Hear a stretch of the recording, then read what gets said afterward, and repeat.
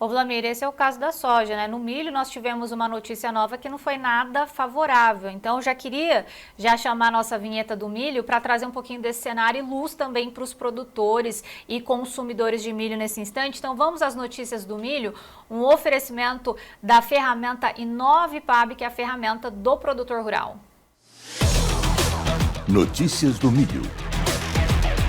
Oferecimento Inovipab, a ferramenta do produtor rural. Preços do milho lá na Bolsa de Chicago, a gente tem o mercado trabalhando com leves altas entre 2 e 3 pontos nesse instante. O julho, então, a 4,46, o setembro a 4,25 com 25, o dezembro 4,38 com 75 e o março 26 a 4,53 com 50. Aqui no Brasil, as nossas referências, nós temos o julho aqui na Bolsa Brasileira B3 a 62,29, subindo 0,39%. O setembro a 63,32, mercado caindo mais de 1%. Novembro a 67,14, também trabalhando em campo negativo. E o janeiro ali bem próximo da estabilidade a 70,40. Vlamir Brandalize, antes da gente falar aqui do mercado brasileiro, só olhando um pouquinho para Chicago, nosso destaque ainda, os investidores e todo mundo acompanhando realmente esse plantio bastante acelerado lá nos Estados Unidos? No caso do milho, o mercado já absorveu que no relatório hoje à tarde vai estar bem avançado, né? Já indo para os estados ali do meio do cinturão para cima. Se a gente pegar lá a parte de Illinois, de Iowa, as Dakotas, Minnesota, estados muito importantes no milho, já devem estar indo para mais de 90% plantado. Alguns produtores já nos apontando em Iowa, que tinha fechado o plantio no fim de semana. Ele está fechando dentro da janela ideal, que a janela vai até amanhã, né, que é dia 20 de maio. Quem planta até dia 20 de maio normalmente tem as melhores produtividades por lá. Então, isso o mercado já absorveu. O que o mercado está olhando agora? Ele está começando a voltar aos fundamentos, né? A safra americana, em princípio, está sendo plantada na hora certa. O clima, por enquanto, veio tranquilo. Uma grande questão, está tudo concentrado em 4, 5 semanas, toda a safra americana de mais de 38 milhões de hectares. Então, se tiver algum problema climático ali no mês de julho, vai causar um impacto grande na produtividade. Por enquanto, não tem nada previsto.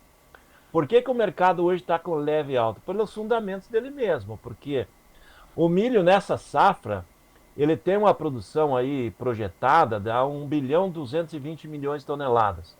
E tem uma projeção mundial de demanda de 1 bilhão 250. Então tem um déficit perto de 30 milhões de toneladas. Então isso continua sendo o fator que pesa, porque vamos consumir praticamente 30 milhões de toneladas dos estoques mundiais e vamos para o novo ano com um déficit novamente, porque a safra projetada que agora está sendo plantada no hemisfério norte, ela se mostra com um déficit mínimo aí de 10 milhões de toneladas.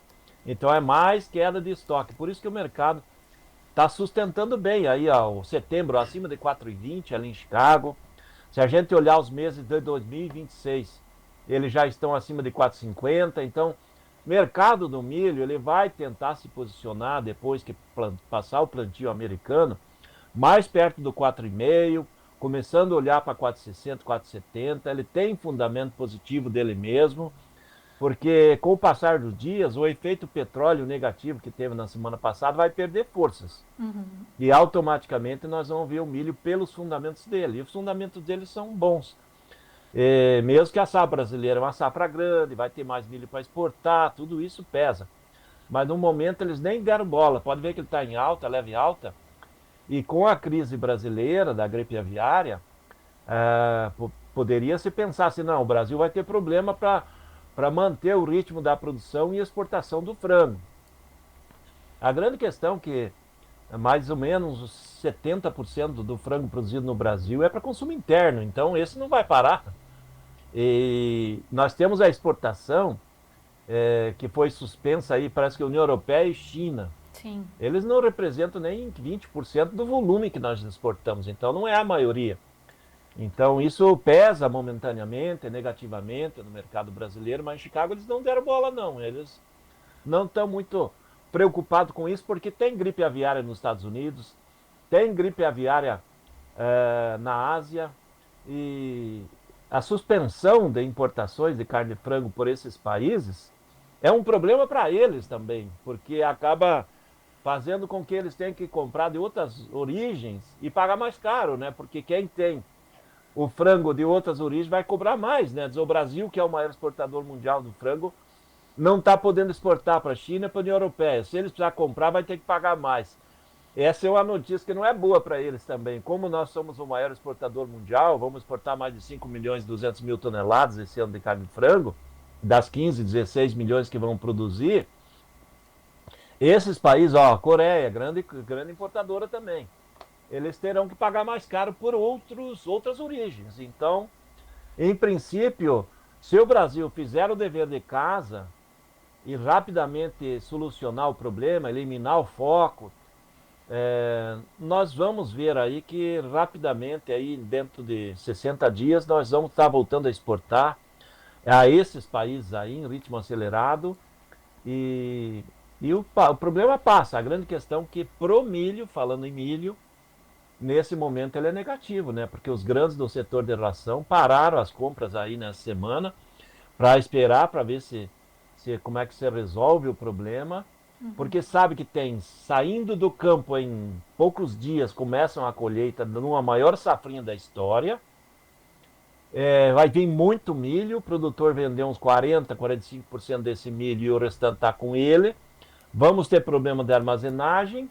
isso é tudo fator positivo a favor do consumidor, do setor de ração, do setor de confinamento de boi, do setor de etanol. Nessa hora eles estão vendo essa crise do frango para poder comprar o milho mais barato. Isso aí, a crise do frango acabou sendo negativo para o produtor de milho num momento em que está a poucos dias da colheita do milho e que já vinha em queda forte, como a própria B3 mostrou ali, né? Caiu bastante e não mostra fôlego de alta no milho nesse momento, não. E a B3 já acomodada, né? O seu janeiro tentando segurar 70 aí, porque quando passar o fim do ano, o mercado não tem como recuar muito, né? Porque mercado internacional tem escassez de milho, mercado exportador de milho lá para janeiro, fevereiro é de 72, 73, 74 no Porto. O mercado vai seguir comprador. Então nós já estamos vendo a B3 começando a patinar, né? Tem um pouco de espaço de baixa aí para os próximos dias aí nos curtos aí, julho, setembro até o novembro tem, mas já não mostra um espaço de uma queda muito mais do que já recuou, uma queda brusca. Em princípio não há ambiente ou fundamento para perder os R$ 60, porque o milho ficaria muito competitivo na exportação e abriria mais janela exportável, né? Então, aparentemente, o impacto do momento é o impacto efetivo que a gripe aviária está fazendo, que tirou os compradores de campo, né? Quem precisa vender está tendo dificuldade e para conseguir vender está tendo que vender abaixo dos valores que vinha trabalhando antes, Fernando. Semana fraca no milho aí.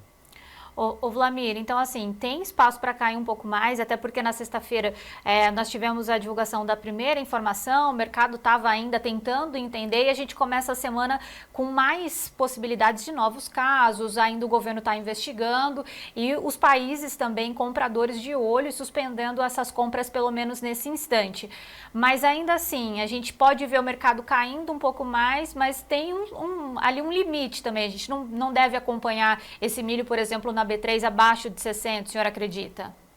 Em princípio, tecnicamente não precisaria ir abaixo de 60, porque mercado de Porto aí, se a gente olhar o agosto aí, hoje está 65,50, né? Então, se a gente pensar entre o Porto e a B3, a variação máxima que poderia ser pensada seria uns R$ 5, né? O Porto pagar uns R$ 5 a mais do que a B3. Sim. Então, se a gente pegar o próprio setembro é 66,50, o setembro da B3 63. Então tem uma elasticidade possível de queda para chegar até os R$ 5 abaixo na B3 do que é o Porto, mas já não é uma variação tão grande, né? Pode cair um pouco sim. Mas aí, em princípio, se a gente vê os números do Porto de exportação e o número da B3, ele também já não tem uma elasticidade grande.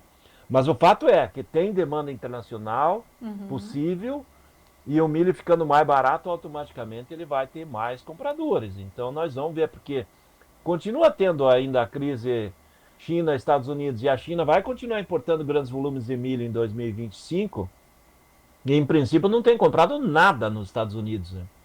Tem dado preferência a comprar aqui no Brasil. Temos aí outros espaços do mundo aí, porque há um déficit, né? Esse ano é de 30 milhões de toneladas de milho entre a produção e o consumo, né? Os estoques de milho no mundo estão muito baixos. Pessoal precisando de milho, né? Na África, na Ásia, na própria Europa, né? E o milho ali do leste europeu, Ucrânia e Rússia, já saiu todo na exportação praticamente da safra passada. E agora tem a dúvida, né? Agora que a safra está andando, né? E teve frio aí nos últimos dias, tem possibilidade de geada na Rússia nessa semana sobre lavouras de milho. Então não tem uma garantia que a safra vai se consolidar bem ali, que são exportadores também, né? A Rússia e a Ucrânia são exportadores. A Ucrânia sempre foi o segundo exportador mundial. Com a guerra ela perdeu esse posto e passou ao terceiro lugar, quarto lugar, dependendo como anda a Argentina. Então, primeiro Estados Unidos, segundo Brasil, terceiro entre Rússia, Ucrânia e Argentina disputando aí a terceira vaga. Então esse é o quadro, não tem muita oferta. E a safra da Argentina, o produtor argentino vai esperar para vender lá em julho em diante, né? Por causa que a partir do dia 30 de junho tem a redução das retenções. Então até lá o produtor vai tentar segurar. Só que na Argentina tem notícia boa, né? Porque a notícia boa para nós, né? Com relação à questão do milho. Porque ainda tem quase 60% da safra de milho para colher ali na Argentina. E está com inundações, né? Choveu muito no fim de semana, muita chuva. Província de Buenos Aires, uma das províncias mais importantes da Argentina, com inundações, pegando muita lavoura. Ainda não tem dados de estrago, mas também vai ter problema por ali. Então, essa é a notícia boa para o produtor brasileiro, porque a Argentina é grande exportadora, né? A gente vai ficar de olho nisso. Ô Vlamir, só para a gente encerrar o milho, o produtor tem que ter cautela nesse instante para passar por esse período e essas informações também de gripe aviária. O produtor agora que deixou passar aí as vendas do milho aí quando poderia ter vendido bem melhor lá atrás, já fixado futuro, agora tem que aguardar notícias novas. Os fundamentos de longo prazo do milho são bons. No curto prazo no mercado brasileiro não tem notícia boa, né? Ainda para piorar veio a gripe aviária aí para atrapalhar mais, né? A vida do produtor de milho, né? Não tá fácil. Mas antes de me despedir aqui do senhor, o nosso repórter, como o João Batista Olive fala, Moacir Guarnieri, ressurgiu lá em Boa Esperança do Norte, enviou um vídeo aqui pra gente mostrar também. Vamos acompanhar agora. Boa tarde, João Batista. Boa tarde, equipe de Tempo e Dinheiro. De volta ativa. Estamos aqui, dia 16 de maio. De 14h15 da tarde, sol e sol. Olha o tempo que bonito. E o milho, pura poeira, beira de estrada, ó, perdendo umidade. Tá bonito. Mas tá aí, tamo aí. Tá muito quente agora. Hoje vamos rodar as lavouras, João Batista. Daqui a pouco. Um abraço, meu amigo. De volta ativa.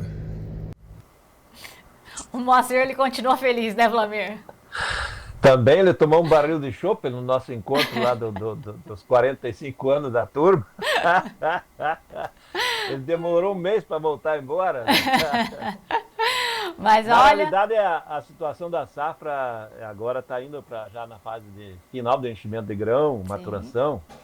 E a safra é muito parecida como ele está mostrando. Então esse reality show que ele fez nessa temporada da safra desde o começo até agora é a realidade do campo brasileiro na maioria das regiões, né? Vamos ver agora como vai sair aí a produtividade na hora que as máquinas entrarem colhendo, né, Fernando? Mas tudo indica que, pelo andar aí das lavouras, pelo que a gente vê de campo, é uma safra para ser de 105 a 110 milhões de toneladas. Saíram de cerca, acreditamos que foi plantado uns 17 milhões e meio de hectares. Então é uma safra grande que vai obrigar o produtor que ainda não vendeu ou que vai precisar vender aí nos próximos 2, 3 meses, acompanhar muito o mercado aí para fazer posições aí nos momentos melhores, porque vem muita oferta de milho, principalmente aí no meio de junho até o meio de julho, aí, que serão os meses de maior pressão de oferta. Depois de final de julho e agosto, já entra naquela parte de 30%, 40% da reta de colheita final. E aí o produtor que já precisou já vendeu, já entregou, e já começa aquele produtor que vai segurar o milho para vender à frente. Então, mas vamos ter muita pressão de oferta de milho, isso é praticamente certo. Ô Vlamir, inclusive é isso que você vai falar também amanhã na Agro Brasília, que amanhã o senhor participa conosco direto da Agro Brasília, né? Exatamente, amanhã nós vamos bater papo lá com os produtores, esclarecer essa situação no milho aí, para quem tem milho safrinha. Além do milho, vamos falar sobre feijão, o pessoal tem muito arroz em pivô, soja na nova safra, ou seja, o bate-papo vai ser bem abrangente lá, né? Então, amanhã a gente espera o pessoal da Agro Brasília, a partir das 9, 9h30 da manhã, já vamos estar lá na Agro Brasília, vamos estar lá já na entrada, naquela casinha mais bonita que tem na feira lá, que é o Chalé da Charrua. Nós vamos estar lá amanhã, quarta e quinta-feira, esperando o produtor lá. É isso aí, Vlamir Brandalize, muito obrigada pela sua participação, boa viagem para o senhor. Amanhã o senhor volta aqui conosco para trazer mais informações. Obrigada, viu, Vlamir? É isso aí, amanhã trazemos informações e imagens da Agro Brasília também, vamos trazer imagens de lá. Combinado, a gente espera o senhor aqui. Obrigada, Vlamir.